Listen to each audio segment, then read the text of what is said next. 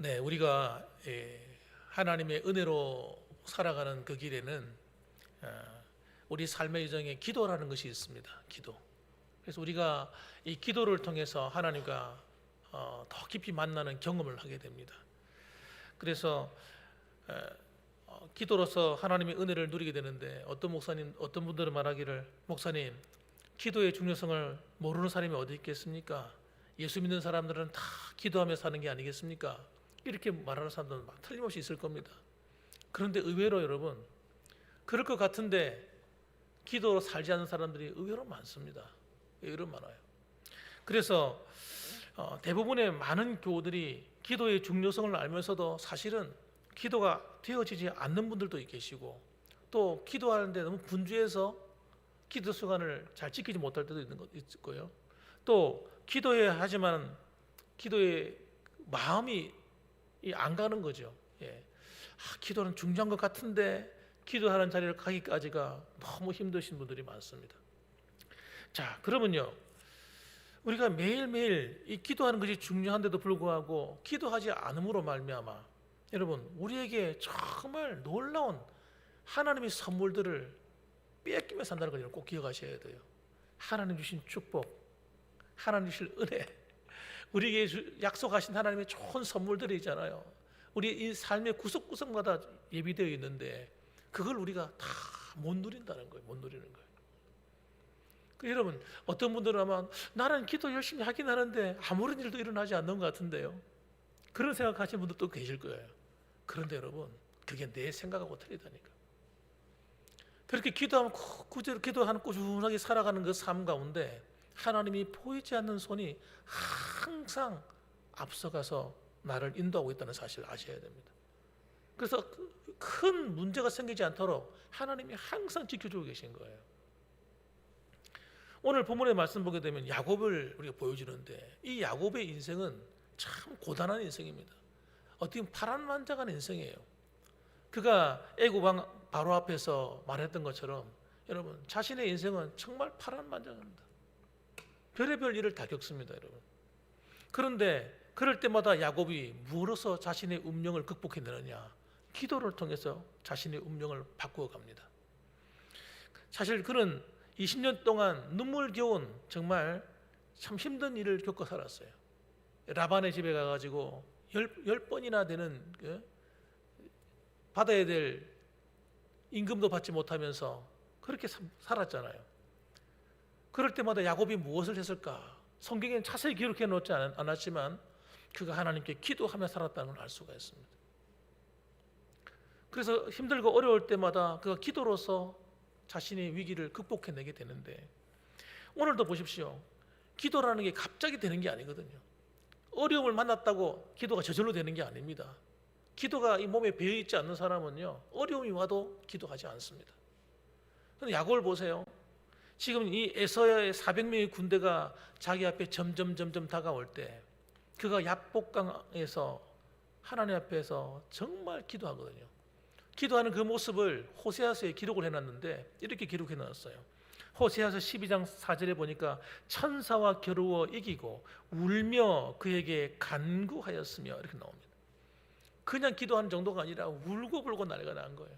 하나님께 천사를 붙들고 막 나를 축복하지 않으면 보내지 않겠다 그러면서 자신의 문제를 하나님께 맡기고 울며 불며 간구했다는 거예요. 간절히 구했다는 겁니다, 여러분.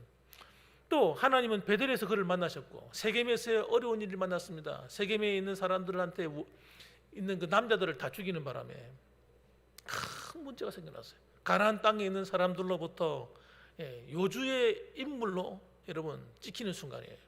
그러면요, 그 가나안 칠족속에 살고 있는 그 나라 사람들이 자기는 이방인이고 가만두겠습니까 그거? 그래가지고 지금 야곱의 발등에 불이 떨어져가지고 막 좀 힘들어하고 있을 때에 하나님께서 베들로 올라오라 하잖아요. 베들로 올라갈 때 여러분 거기서 자신이 하나님께 기도하지 않습니까? 기도할 때 하나님이 그를 만나 주시거든요.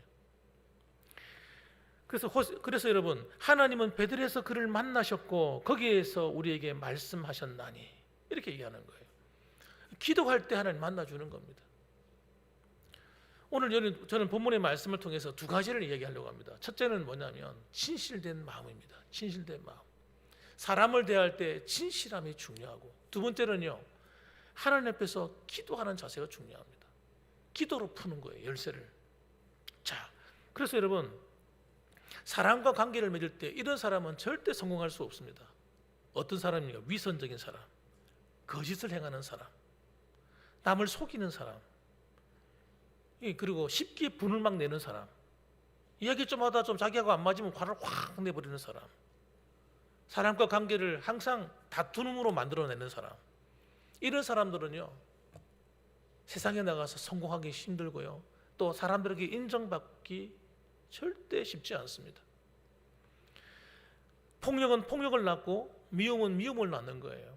아무리 내가 마음이 상하고 힘들다 하더라도 절대 안가품을 하거나 폭력을 행사하거나 화를 내거나 또는 자기 이득을 위해서 순간적으로 남을 속이거나 이런 것들은 절대 하면 안 됩니다. 이걸 다 버려야 돼요. 우리가 야곱한테 배워야 될 게 뭐냐면요, 이 야곱이 여러분 하나님 앞에뿐만 아니라 사람과의 관계를 푸는데, 특히 에서와의 관계를 풀 때 어떤 자세를 갖는 걸 한번 보아야 돼요. 어떤 자세를 갖습니까? 에서의 마음을 풀기 위해서 최선을 다합니다. 그 첫 번째가 뭐냐면 선물을 주는 겁니다. 자신이 가지고 있는 재산을 동원해 가지고 최대한 많은 선물을 주어서 형 에서의 마음을 풀려고 노력을 합니다. 또 여러분, 제가 지난 시간에도 말씀드렸다시피 선물을 줄 때도 형식적인 선물을 하면 안 된다. 형식적인 선물. 예를 들어서 카톡이나 뭘 보낼 때도 형식적인 카톡, 이런 거는 사람이 마음을 움직일 수가 없어요. 그 남들이 다 봐도 이거 그냥 지나가는 것처럼 보는 그런 게 아니라 뭔가 마음이 담겨야 되는 거예요. 마음이 담겨야 따뜻함을 느끼고 진실하다고 생각하기 때문에 소중하게 여기게 되는 겁니다. 두 번째는 여러분, 에서가 야곱을 만났을 때 그 태도입니다. 태도를 딱 보고 상대방이 아는 거예요. 이 사람이 진짜 나한테 사과할 마음이 있는 건가? 정말 내 마음을 알고 대하는 건가? 하는 걸 볼 수 있는 겁니다. 그래서 여러분, 이 태도가 굉장히 중요한데, 저는 이 야곱을 보면서요, 야곱이 얼마나 형한테 미안해하는지를 알게 돼요. 형한테 미안한 감정을 갖는 거예요. 자기 잘못을 뉘우치는 겁니다. 그래서 어떻게 하는가 한번 보세요. 3절 말씀을 한번 보십시오. 같이 한번 읽어볼까요? 3절 시작. 자기는 그들 앞에서 나아가되 몸을 7번 땅에 굽히며 그의 형 에서에게 가까이 가니. 형한테 나아가는데 어떻게 나가요? 그들 앞에서 나아가되 몸을 어떻게 해요? 7번 땅에 굽히면서 형한테 절하면서 가는 거예요. 근데 사실 이렇게 하기가 쉽습니까? 쉽지 않습니다. 사람은요, 누구든지 자기를 소중하게 여기는 마음이 있기 때문에 자기를 이렇게 철저하게 낮추기는요 절대 쉽지 않아요. 그런데 자기는 철저하게 낮춰요. 7번 땅에 굽혔다 하는 얘기는 완전히 굽혔다는 겁니다. 7은 완전 수잖아요. 그리고 형 에서에게 점점 가까이 가는 겁니다. 처음에는 가족을 앞세우고 가던 야곱이 이제는 보세요, 가족보다 자기가 앞서갑니다. 앞서가요. 자기는 그들 앞에서 나아가되. 이게 중요한 말이에요. 그전에는요, 기도하기 전에는 어떻게 했습니까? 가족들을 먼저 앞에 보냈단 말이에요. 소중한 가족은 맨 뒤에 나누고, 자기가 사랑하는 라헬과 요셉은 맨 뒤에 보내고 나머지는 앞서 다 보낸 거예요. 그런데 회개하고 주님 만나서 깨어지고 난 다음에 어떻게 해요? 자기가 제일 앞에 서서 책임감을 갖고 나가는 거예요. 그러니까 이런 모습들이 에서가 딱 보고 있으니까 이게 여러분 보통이 아닌 거죠. 게다가 이 야곱이 기도하다가 천사가 허벅지를 치는 바람에 이 위골되었다 하잖아요. 허벅지에 뼈가 위골될 게 어디 있습니까? 고관절이죠, 고관절이 어긋나 버리는 거예요. 제대로 걸을 수 있겠습니까? 제대로 걷지도 못해요. 쩔뚝쩔뚝하면서 나가는 겁니다. 그러니까 에서가 그 모습을 보는 가운데 마음이 너무 아픈 거예요. 너무 아픈 거예요. 그리고 제가 정말 진실로 나를 생각하는구나 하는 것을 깨닫게 되는 겁니다. 여러분. 그래서 4절 말씀 보세요. 에서가 어떻게 합니까? 감동을 받아가지고 어떻게 해요? 달려와서. 에서가 달려갈 입장이 아니죠. 죽이려고 달려가겠지. 원래는 안 그렇습니까? 그런데 에서가 그 마음에 감동을 받아가지고 달려가서 그를 맞이하고 목을 어긋맞추고, 이런 사이가 아니란 말이에요. 지금 여러분, 에서하고 야곱은 이런 사이가 절대 아닙니다. 20년 동안 일을 간 사이란 말이에요. 두고 보자, 이 녀석. 오기만 와라. 너는 나한테 죽었어. 그리고 400명의 군대를 이끌고 갔단 말이에요. 지금 이러면 안 되잖아, 이러면. 그런데 여러분, 에서의 마음이 막 녹아져 내리기 시작한 겁니다. 그리고 그와 입을 맞추고 서로 우니라, 이렇게 말합니다. 여러분, 하나님과 마찬가지로, 하나님도 그렇지만 사람도 마찬가지입니다. 진실함 앞에서는 여러분 마음이 녹는 거예요. 진실함. 사람을 대할 때 진실함으로 대해야 됩니다. 이용에 먹으려고 대하면 안 돼요. 어떤 사람들은 사람을 자꾸 이용하려고 하는 사람이 있어요. 여러분, 선물도 이용하기 위해서 선물을 줘. 그런 선물의 가치가 없는 거잖아요. 사람은 보면 알잖아요. 사람은 마음과 마음이 통하도록 돼 있고, 그렇지 않습니까? 영적인 존재이기 때문에요, 다 알게 돼요. 그러니까 사람을 이용하기 위해서 선물을 막 주는 건 여러분, 이건 악한 겁니다. 여러분, 사랑해서 좋아서 주는 건 상관없지, 마음을 풀어주기 위해서 이런 건 상관없겠지만은 자기 목적을 이루기 위해서 물질을 이용한다, 그건 별로 안 좋은 거예요. 야곱의 진실된 사과가요, 그 마음이 자신의 행동에도 나타나지 않습니까? 형 앞에서 그냥 자기가 잘못했다는 모습을 보여주지 않습니까? 머리를 숙이고 쩔뚝거리면서 다가가지 않습니까? 그러니까 그러한 진실된 모습을 보자마자 에서의 마음이 긍휼의 마음으로, 용서의 마음으로 막 솟구쳐 오르는 거예요.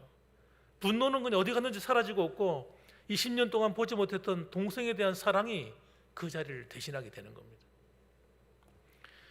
여러분, 그럼 이것만 갖고 되는 겁니까? 아니란 말이에요. 기도가 또 중요한 겁니다. 따라합시다. 기도는 상대방의 마음을 치유하고 고친다. 마음이 20년 동안 상했으니까요, 썩어 문드러진 거예요. 어려움을 당할 때마다, 이제 말씀드렸잖아요. 힘든 일을 만날 때마다 내가 이 축복을 빼앗겨가지고 이런 어려움을 당하는 거 아닐까? 그러니까 이 야곱에 대한 미움이요, 사무칠 대로 사무친 겁니다. 그런데 이 에서가 그 상한 마음을 가지고 왔을 때 하나님께서 그의 마음을 만지신 거예요.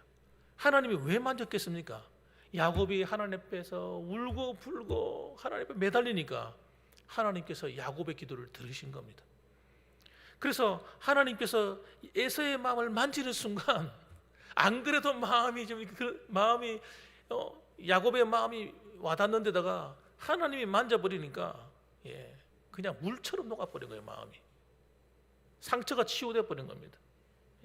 용서가 마음에 그냥 용서하는 마음이 생겨나 버리는 거예요. 저는 이 야곱에 대한 복수하고 싶은 마음이 에서가 20년 동안 갈았다고 생각합니다. 20년 동안 아버지의 장자권 뺏어가서, 축복권 뺏어가서, 내가 받아야 될 축복을 자기가 가져가서, 지금은 그게 뭐 대단한 거야 이렇게 말할지 모르지만 그 당시에는 그게 굉장히 중요한 거였어요. 굉장히 중요한 거였어요.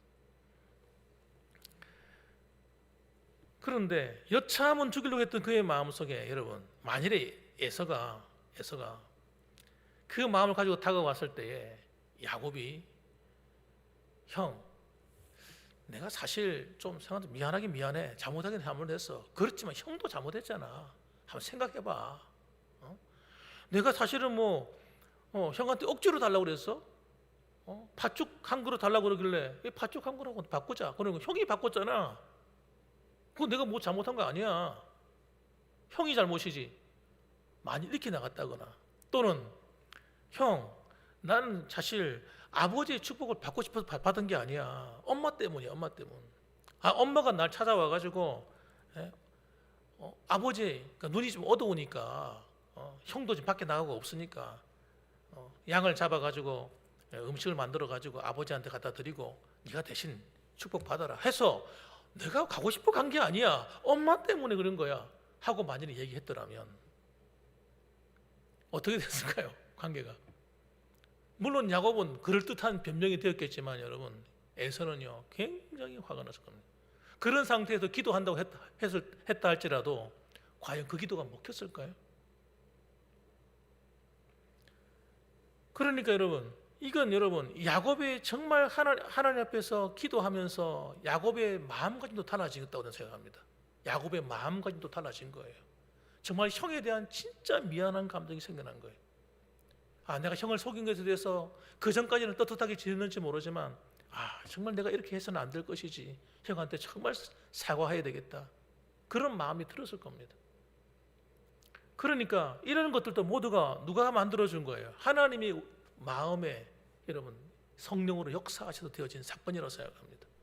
그래서 야곱에게도 그런 마음이, 바른 마음이 생기고, 또 하나님께서 에서에게도 그 상처 입은 마음을 치료하시는 바람에 여러분 이 형제의 관계가 원수에서 순식간에 그냥 사랑하는 정말 둘도 없는 형제애로 하나 되고 말았던 거예요. 그러니까 여러분 저는 이 장면이 너무너무 귀하다고 생각하는 거예요. 하나님은요 지금도 살아계세요. 정말 살아계십니다. 이 하나님과의 이 기도라고 하는 것은 하나님과 기도할 때 어떤 일이 벌어지냐면요, 형식적인 그런 기도가 아니라 정말 내 마음에서 우러나와서 어떤 사건을 두고 기도할 때 하나님께서 나도 고치는 거예요. 상대방도 고치는 겁니다. 여러분 기도할 때 여러분 제일 먼저 변화되는 것이 뭐냐면 나입니다. 나. 혜택을 제일 많이 보는 사람이 나예요. 어떤 우리 삶에 일어나는 모든 사건이나 문제가 있다 할지라도 하나님은요 그 문제를 해결하는 것이 목적이 아니고 사실은 나를 변화시키는 데 목적이 있습니다. 그래서 이런 사건들을 허락하시는 거예요. 그래서 이런 사건들을 통해서 나를 돌아보게 만드시고, 나로 하여금 하나님 앞에 나 자신을 내려놓고 하나님 보시기에 내 모습이 어떠한지를 깨닫도록 만드시는 겁니다. 오늘 이 자리에 계신 여러분들도 하늘을 돌아보면서 또 새해를 맞이하면서 우리가 기도하면서 한번 하나님 앞에 나아갈 때에 하나님이 틀림없이 저와 여러분의 모습을 보게 하실 거예요. 과연 나는 어떻게 하나님을 사랑하며 섬겼는지를. 그래서 여러분 기도할 때 여러분 나 자신이 먼저 고침받고, 기도할 때 우리 가정이 변화되고 자녀들이 변화되고 남편이 바뀌고 아내가 바뀌고 여러분, 그리고 또 교회가 달라지고 나라가 새로워지고, 할렐루야, 이런 일들이 기도를 통해서 한꺼번에 막 일어나는 거예요. 기도는 그냥 어떤 문제를 해결하는 통로가 아닙니다. 예를 들어 볼까요? 지금 이방인들이 하는 기도 생각해 봅시다. 절에 가서 하는 불공드린다 생각해 봅시다. 예를 들어서 그들은 목적이 뭐냐? 그 문제를 해결하는 게 목적이란 말이에요. 그러면 그들이 목적을 해결하기 위해서 뭐 합니까? 열심히 지성을 드리는 겁니다. 지성을 드리는데 자신을 돌아보는 시간이 있을까요? 그런 거 없어요. 여러분 자기 목적이 뭐냐면 그건 해결하는 게 목적이기 때문에, 그건 어떤 하나님과의 어떤 인격적인 교제가 있는 이런 게 아니잖아요. 우상한 말도 하지 못하는 거고, 거기는 여러분 자신을 돌아보거나 자신을 변화시키는 것이 하나도 없습니다. 그냥 가서 그냥 자기의 목적을 이루는 것만 있는 거예요. 그게 우상입니다. 우상. 하나님을 섬길 때도 똑같습니다. 여러분 하나님을 섬길 때 우상 섬기듯이 하면 안 되는 거예요. 기도 생활도 우상 섬기듯이 기도하면 되는 것이 아니라, 여러분 어떤 사건이든지 만났을 때 그 기도하는 가운데 나 자신을 내려놓고 주님 앞에 나 자신을 살피고 하나님 말씀으로 나를 점검해보고, 회개할 것은 회개하고 돌이킬 것은 돌이키고, 이런 과정들이 사실은 기도 속에 다 포함되어 있는 겁니다. 그래서 그러는 가운데 우리가 주님을 만나는 거예요. 하나님은 아무나 그냥 만나주지 않습니다. 여러분 하나님은 사랑의 하나님이니까 그냥 만나주시겠지 하지만 사실은 그렇지 않아요. 그 하나님이 만나주시는 과정 속에 나의 변화가 있다니까요. 우리를 돌아보게 하시고 회개케 하신 은혜가 있는 거예요. 그래서 하나님은 은혜를 부어줄 때 모든 사람이 공통적입니다. 회개가 일어나요. 회개가. 성령의 역사가 일어날 때 그냥 성령의 역사가 일어나는 것이 아니라 회개가 있는 거예요. 회개가 뭡니까? 하나님께로 돌아오는 거예요. 하나님과 어긋나 살았던 사람들이, 영역들이 있지 않습니까? 절대 나는 이거는 양보 못해. 저도 그럴 때 있더라니까요. 이거는 하나님이 이해하시겠지. 그런데 사실 그 이해할 문제가 아니라 이것 때문에 내 삶에 문제가 생길 수 있다는 걸 아셔야 되는 거예요. 이것 때문에 내가 포기하지 못하는 이거, 하나님을 사랑한다고 하면서 여전히 내 속에는 한 가지 남겨두고 있는 이거. 그래서 여러분, 우리가 믿음이 성장하고 자라는 건요, 야곱처럼 여러분 어떤 사건을 통해서 자기가 깨어지는 데 있는 거예요. 야곱이 야복강에서 여러분 깨어졌어요. 예. 자기가 깨어진 거예요. 고집 부리던 자기가 깨어진 거예요. 깨어지니까 여러분 놀라운 일이 벌어지는 겁니다. 오늘도 우리 봉황교회 안에 여러분 하나님이 우리를 만드시는 기적이 있기를 축원합니다. 하나님이 내 마음을 만져주시고 내 삶을 고쳐주시고 내가 치유함을 먼저 받아야 돼요. 그러고 난 다음에 하나님이 다른 사람도 고치고, 예? 다른 사람, 우리 환경도 변화시키시고 자녀들의 앞길을 축복하시는 거예요. 하나님의 놀라운 손길이 나타나는 겁니다. 그래서 저는 정말 이런 하나님의 역사가 저는 예배 시간마다 일어났으면 좋겠어요. 제 소원은 하나님의 살아계심이, 하나님이 늘 나와 함께 만나 말씀하시는 그 하나님의 음성이 예배를 통해 들려졌으면 좋겠어요. 여러분이 기도하는 가운데 하나님을 만났으면 좋겠어요.